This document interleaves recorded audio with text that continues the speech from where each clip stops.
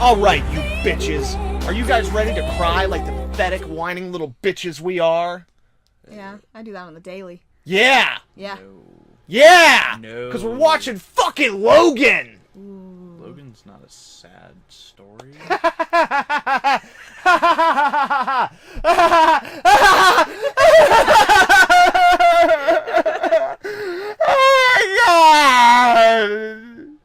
Logan, originally released in 2017, rated R, coming in at 137 minutes, classified as action, drama, science fiction.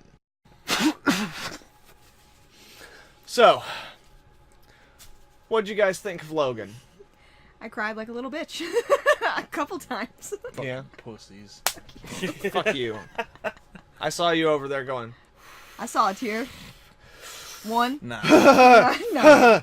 he's kicking their ass. I'm cool. I'm good. But no, it's a good movie, Oh, yeah, right? it was wonderful, Fuck. yes. It is definitely the best of the Wolverine solo films. Definitely the best. So for those of you who don't know, Logan is the third installment in the Wolverine sub-franchise of the X-Men movies. However, this movie takes place in a alternate universe, supposedly, although now that Disney has control of Fox, that might actually change, and this might actually end up as the permanent end of, like, the X-Men movies we always watched, which would be fucking great. But for those of you who don't know, the basic plot is, it is like, I don't know, 2030... Yeah, it's 2027. Yeah, 2027 is the year that it takes place in, and Wolverine is getting old, his healing factor is slowing down, he lives with Charles Xavier, and with an albino mutant who, like, I know his name, but right now it's not... Caliban. Yeah, Caliban. Caliban. Yeah, that's it. Yeah, he's in the comics. Check him out. He's very different in this movie, and he's actually already appeared in the X-Men franchise, but don't worry about that. That's why it's in an alternate universe for the time being. Deadpool cleaned up the timeline. Who knows? Anything's possible.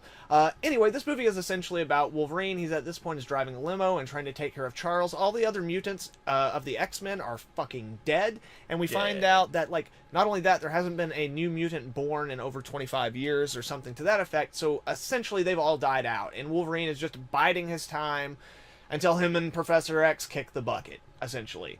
And then out of nowhere, this woman comes and she's just like, hey, we need the Wolverine, we need your help. And he's like, fuck off, you stupid bitch. But she persists, and then she offers him money to basically take her and her daughter to a specified location where basically her daughter will be safe and, like, they can be taken care of from this group of people who are chasing her. And that is essentially how we enter the story, and we'll talk about it a little bit more as we go on. So, anyway, guys, 2.5 hour movie, so, you know. Yeah, it's a lot to cover. there is a lot of plot, and while, like, it only came out a year ago, I think a lot of people have seen it already at this point. Like, there is some stuff in there that, like, I don't want to spoil this early in the video, but keep in mind there will be spoilers, big time, as we go through this. So anyway, guys, what was your favorite thing about Logan? Probably, honestly, Laura. Literally, Fair. just her Yeah. as a whole. She's incredible. Yes. I can't get it out enough. No, yeah. Laura is the little girl that the woman comes and tries to get them, you know, Logan to help her, like, get the girl to safety and shit. Baby and, Wolverine. again, as I said, there are going to be spoilers. She's X-23 from the comic books as a little girl. She is essentially a fucking female clone of Wolverine, which, guess what? I know that's not what a clone is, but we're just going to roll with it, okay? We're gonna Let it fucking go. roll with it. But yeah, she's amazing in Dude. this movie. Not only, like, the character, but, like, the actress. Yes. Holy shit, man. She pulls it off hard. Like she was born for Yeah. this. I've seen the fucking footage of her training and shit, and yeah, like, there are very few stunt doubles. Like, she does a lot of this stuff herself, like a lot of the flips and a lot of just, like, the fighting and stuff and, like, the grappling and swinging around and shit. And what's nice is she's so small and the dudes are so big and so strong that, yeah, like, they can hold up her weight, so as Yeah. long as she has the body strength to pull herself around and shit. It's easy. Yeah, and, like... she does it like Oh, yeah. like it's nothing, like a spider monkey. Everything about the character is amazing. The fights are amazing. The way that she is so fucking much like Logan. Yeah. Brutal. Like Yeah, not only in the way she fights, but just in, like, her personality, the way she keeps people at a distance, Yeah. and, like, even, like, the whole thing of, like, she keeps people at a distance because underneath it all, like, she is actually a really sweet person who, like, is just weighed down by all this shit. Yeah. And I thought they did a really good job of casting a little girl who doesn't look exactly like Hugh Jackman, but when you actually put them in profile next to each other, you're like, oh, I can kinda... Yeah. Like, it's enough. it's close enough. Yeah. She looks like a mix between Hugh Jackman and the lady who played her quote-unquote mother's DNA. Yeah, excellent casting in this yeah, movie. excellent. Yeah, I feel like everybody should love X-23 in this, so that's like hands down should be anybody's favorite. But Patrick Stewart, goddamn man, whew. Like there's plenty of moments where you're like, oh, like that's all your heart felt. He's just being Patrick Stewart, which is dope. But like, I don't know, really fun too. Yeah, like, just really fun. Yeah, he gets to run the gamut of like emotions, and like we get to see him in every like literally anything you could do with the character of Professor Xavier, anything he hadn't done, he gets to do it all in this movie. Yes. You know? Yeah. Because he knew it was the last time he was going to get to play the character, theoretically. It's what he said would be his last performance as Professor X, and like they knew going in they had to give him everything. And they made it painful. Yeah, and like one of the things that I really love in this movie, which will also be reinforced in like my favorite thing, is that like, but I love the fact that while a lot of things shifted to be tonally and thematically more like their comic book counterparts, they kept Patrick Stewart's Professor X the way we had always known him in the movies. Yeah. Which I think works. Yes, 100%. 100%. Because Professor X in the comic books, while he's very well intended and mostly altruistic, Cocksucker. he's a bit of a prick. Yeah, he's a bit of an asshole. And Patrick Stewart, you never, only in maybe bits of X3 did you ever get that kind of indication. And even then, it's like almost understandable, and then we tend to not even remember most of X3 anyway, so it doesn't matter that much. But yeah, Patrick Stewart's great in the movie. Like, in the first 5 minutes of him on screen, we get to hear him say fuck so many times. Yeah, it's so funny. And it's crazy, too, because it's funny, but he's also in the middle of, like, a... Psychotic, like, just meltdown. Yeah, well, like, yeah, he's a senile... He's having a senility episode. Where, like, you know, he's having trouble putting things together. Like, yeah. And, like, he's just, like, spouting out commercials and stuff like that. So, on one hand, it's both, like, funny and fucking heartbreaking. Yeah, it is. And then they do the whole thing where, like, we go most of the movie not knowing what happened to the mutants. And even in the first scene with Charles, we get Charles asking Logan, like, Logan, what did you do? Yeah. Because in the comic book that this supposedly takes a lot of inspiration from, Logan, Wolverine, kills all the X-Men. So they're leading us to believe that that's what's going on in this movie. And again, spoilers, that's not what happened in this movie. And what happened is Charles was old and senile and had a seizure that wiped out all of the X-Men and a good bit of regular people. Yeah. And, like, we get to see the moment where Charles, not only the moment where Charles actually realizes that that's what happened because he can't remember it, but then the moment where he admits that he remembers it. And that is fucking heartbreaking on multiple levels. Yeah. Especially because of what comes right before and right after that. Yeah. Like, right before we get to see him at his peak of, like, happiness to a certain degree. Oh, yeah. Especially because as soon as Laura appears in their life, Charles starts kind of snapping back to it. Like, as soon as there's someone for him to help who will accept his help and who needs him, he kind of becomes more of the Charles Xavier we all know and love. Yeah. But still...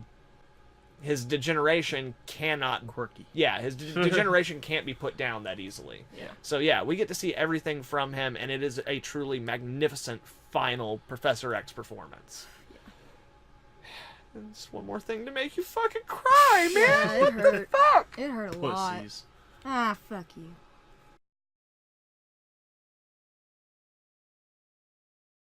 Those are both extremely valid and awesome answers.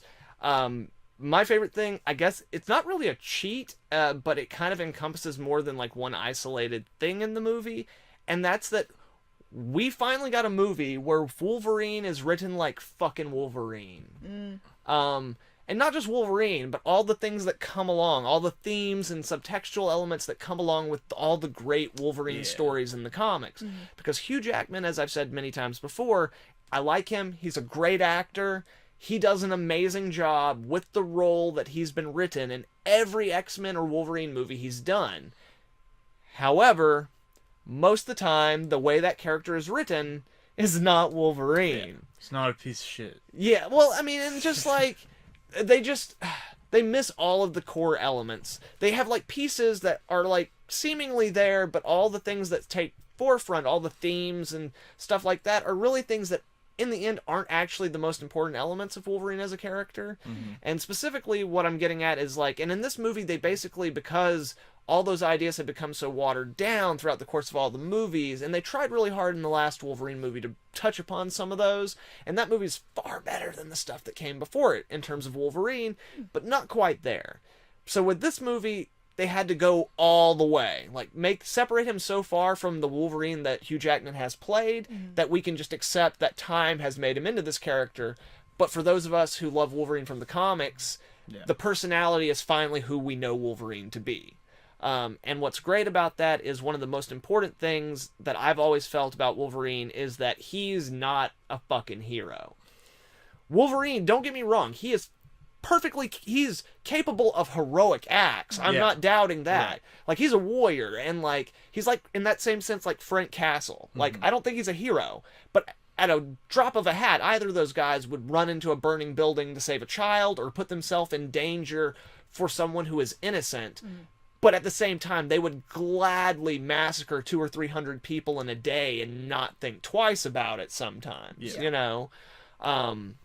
But what's interesting about the character of Wolverine as the Punisher is that Wolverine has always had an element to the character of the recognition that because of the person he is, it means a certain amount of things for him. Right. It means that he will not get a happy ending. It means that at the end of the day, he will lose because he's not the hero, you know? And he also knows that, like, all those things that normal people get to have and enjoy, he will never have those things. And, like, again, Punisher's already lost all those things, so he doesn't need those necessarily. But for Wolverine, it's always been an integral part of his character where he recognizes that he's a monster.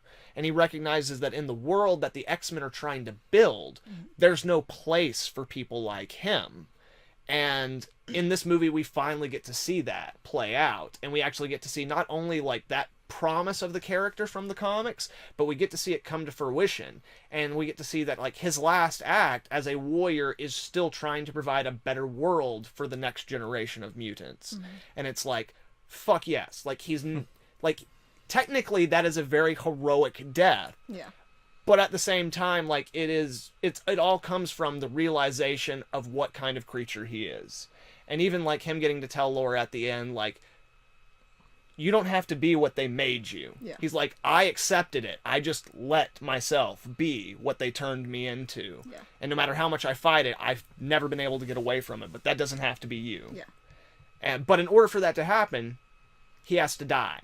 Yeah. Because, like, if he goes with them, then he's just perpetuating, like, the same problem. He's going to be poisoning them. Yeah. Which will actually come back up in a little bit in my least favorite thing about the movie. But, yeah, so let's go ahead and move on to that now. Alright, guys.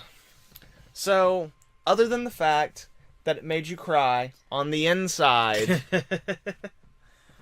what did you hate about this movie, or really dislike about the movie, or what bothered you about the movie? What got under your skin about the movie? What wasn't to your liking? Mine's emotionally tied. So, like, seeing Wolverine lose Professor X was... I know, spoiler alert, obviously. No, we already mentioned it, yeah. Yeah, there's gonna be spoilers here. But seeing that and him, like, ow. It really, really hurt me in ways that I didn't know a movie could hurt me. I mean, I guess... But at the same time, that is a really important part of the movie in terms of, like, where the movie's going. Yeah. So, like... Yeah. While, like... It's like, after that, nothing's the same. Like, yeah, that's like... the turning oh, yeah, point. Absolutely. And it's like a moment of realization for Logan, and at the same time, again, it just plays into that idea of, like, you have to reap what you sow. Yeah. And, like, yeah. At the end of the day, like, Charles was also a general in a war. And, like, yeah. Like I said, a lot of times... people who live that life, for better or worse, don't get a happy ending. And so it just goes to reinforce the themes, and I don't think you get the great ending, meaning the same thing it means without the loss of Charles in that brutal a way. Yeah. Yeah. Oh, it hurt. Oh. All right, and how about you, sir? I don't know. I'm kind of torn up. Like it's something that doesn't really. Like, if I have to bitch about something, I guess just like the handouts. It feels very handouty. Like like obviously it's predictable because it's following some material that's already Yes. been laid out before it. It's very but archetypal. It feels like they really like hand it to you. Oh, you Like mean you already know what's coming. And I don't know if that's a Like good fan thing service? or a bad thing. Yeah. It's not fan service. Well, okay, similar to that though. Like, No, but yeah, that's the only thing that kind of tears me up a little bit. Other than that, I'm whatever. Yeah, and again, that's kind of fair. The movie is very archetypal, not only Yeah. playing with... Because, again, like, it's interesting because it abandons the comic book trope archetypes for the most part and replaces them with, like, classical Western and outlaw tropes. Yeah. it does feel very yeah. Western. Which it then reminds you of with the clip from movie. Shane, which literally just... And that's the other thing about the movie, why I think a lot of people know what's coming, because this is one of those few movies where I think they want you to know. The movie does a good bit of foreshadowing. Yes. Yeah. Like, throughout the course of it, where, like, sometimes 30 minutes or sometimes 10 minutes before something's going to happen, they will give you an indication of where this is going, and then the rest of the sequence up into that point is really just about playing the tension out and, like, giving you character-driven tension leading up to those moments. But what I do find that works well is, and I think that this is also one of the things that just makes the movie play out so perfectly, is they give you the information you need to know where it's going, and then they always go 3 steps further than what that Yeah. you think they're gonna Okay. do. okay, Fair yeah, enough. yeah. Like good example being, oh yeah, well, like, you know, kind of early on, Wolverine's gonna die in this movie, but the way that Wolverine dies is far more like Oh. hardcore Yeah. and gruesome Same and with brutal. Patrick Stewart, like Yeah. Professor X. Like you Yeah. know he's gonna die Yeah. too. He's But got to. goddamn, when like they start, like you realize what's about to happen. You're Absolutely. Like, fuck. Yeah, Um, it's rough. Yeah, so, like, in that respect, it's like, I don't think it's a negative in this particular case because I think it's something very intentionally done Yeah. to both pull you in and then subvert it, like, your knowledge of the archetypal patterns and stuff like that. So I think in that way, it's actually why most of the emotional scenes work the way that they do, is because they do take you someplace you're expecting to go, but then they give it to you in a way that you're not expecting it. So it's like, you feel comfortable, and then they pull that out from under you. So in that sense, like, yeah, I get what you're saying, but I still think Yeah. that the balance is really, really good.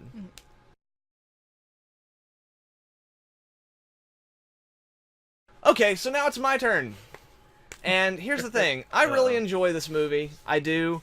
But everyone that I've ever heard talk about this movie just fucking gushes over it. So I'm going to point out a couple of little things that bother me in as brief a manner as possible. So, I love this movie. I fucking hate the young Wolverine clone. Like, it could have... I get it, okay? Thematically, he's literally fighting the embodiment of his past sins. Like, his young self, created by them, mindless, just a vicious killing machine. Like, I get it. Also, I also get it. Like, you want to... if you're going to have Wolverine do the kind of violence Wolverine can do, you want to see a young, sexy Wolverine ripping through dudes. Plus, you need a young, sexy Wolverine to sell your movie, because very few people have daddy issues for, like, bloody guys with claws. So anyway, I get it, but it's a little fucking on the nose when it could have been Sabretooth, Lady Deathstrike. Yeah. It literally could have been anyone from the original Weapon X program. Especially when he looks like Sabretooth. Like, Yeah. he straight up got the jaws. Yeah, just exactly. Like, in the short, round Yes. head. Like, he looks like the version we've seen a couple times already. Absolutely. So, like, fuck. Like, So, when yeah. you said that, I was like, oh, man, that would have been so much better. Yeah. Just because I didn't carry either. Right.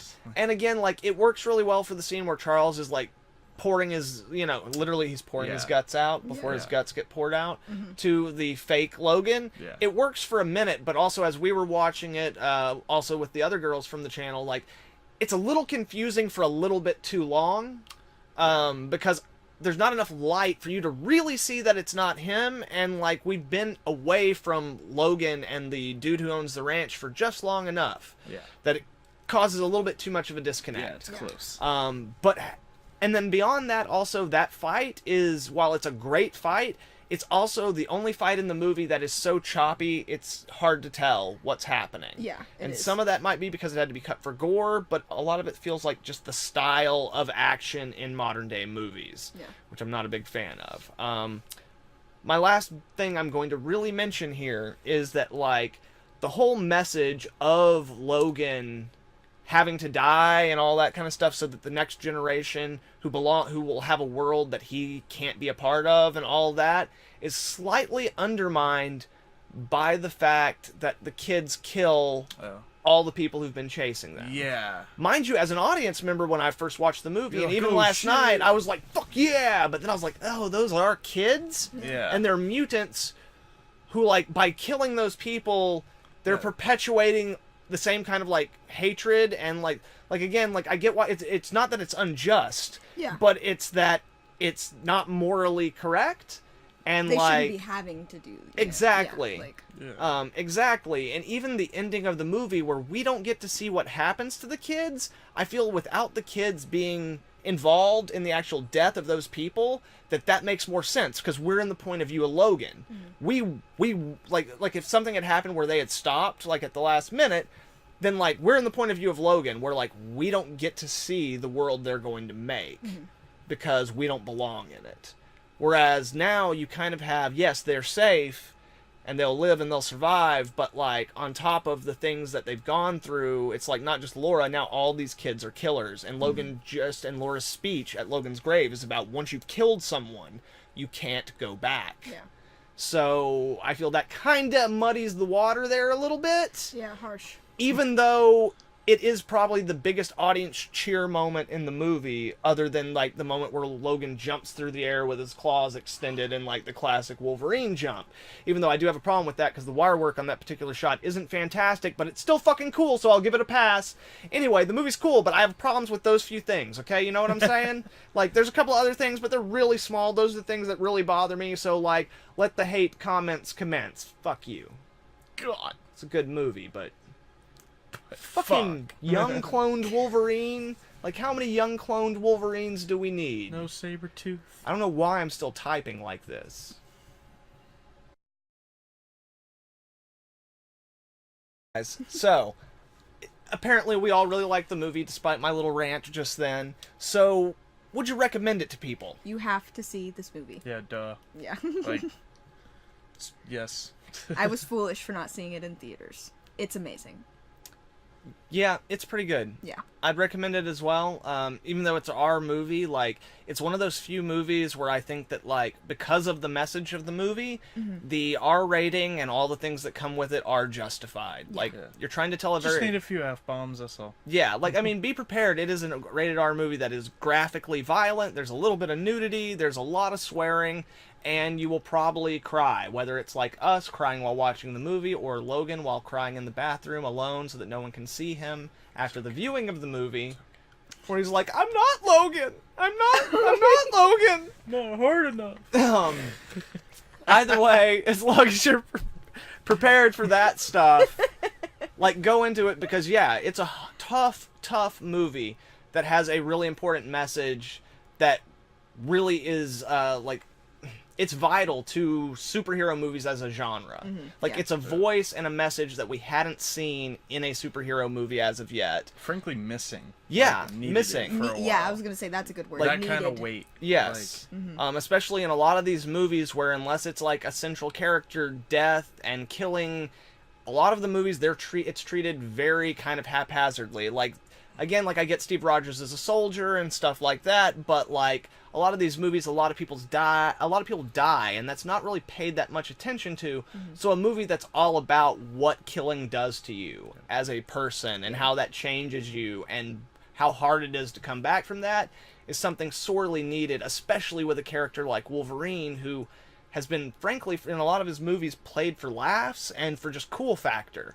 Like, it's important to explore the other side of that character, and this movie's a great way to do that. Yeah. Oh Boom. So, you know, fucking watch it. yeah. Yeah. Go see it for sure. Snick. Snick. Oh my god. No. That's the sound Wolverine's claws make when they come out. Snick, snick, I feel like it's more like a snick. maybe. Right on, children of the screen. Thank you very much for joining us for What You Mean You Ain't Seen, Logan. Good night, guys. Later. Right on, guys. And if you like this video, please leave a like and share it with some friends. And also, if you're not subscribed, please subscribe and hit that little bell so you can get updates on all the dope content we'll have coming out in the future. Furthermore, if you would like to follow me on Instagram or Twitter, I will have the links for that in the description below. Thank you once again, guys. I hope you all have a good one. Nerd Scum, out. Snicky, snicky, snide, motherfuckers! Yo, you want to watch the noir version? Sneaky, I made sneaky, snide, motherfucker. God damn. Fucking bitches.